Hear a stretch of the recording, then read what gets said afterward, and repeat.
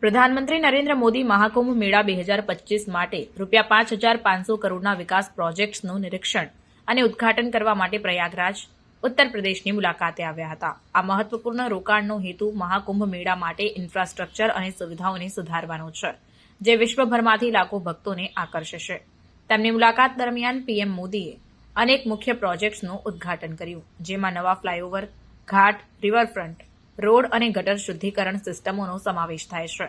આ પહેલો મહાકુંભ મેળા દરમિયાન મુલાકાતીઓની મોટી સંખ્યાને સંભાળવા અને મુસાફરીમાં સુધારો કરવા માટે રચાયેલ છે.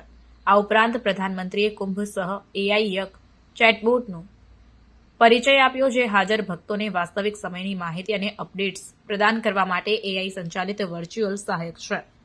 પ્રધાનમંત્રી નરેન્દ્ર મોદીએ મહાકુંભ મેળાની સાંસ્કૃતિક અને આધ્યાત્મિક મહત્વતાને ભારપૂર્વક જણાવ્યું.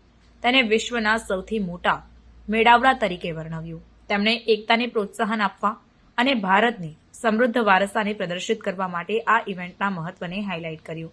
વિકાસ પ્રોજેક્ટ્સમાં વીજળી અને પીવાના પાણીની સિસ્ટમોમાં સુધારો પણ સામેલ છે, જે ભક્તો માટે સાર્વજનિક સુવિધાઓને વધુ સારી બનાવે છે. પ્રધાનમંત્રીની મુલાકાત મહાકુંભ મેળા 2025ને ભવ્ય સફળ બનાવવામાં સરકારની પ્રતિબદ્ધતાને રેખાંકિત કરે છે.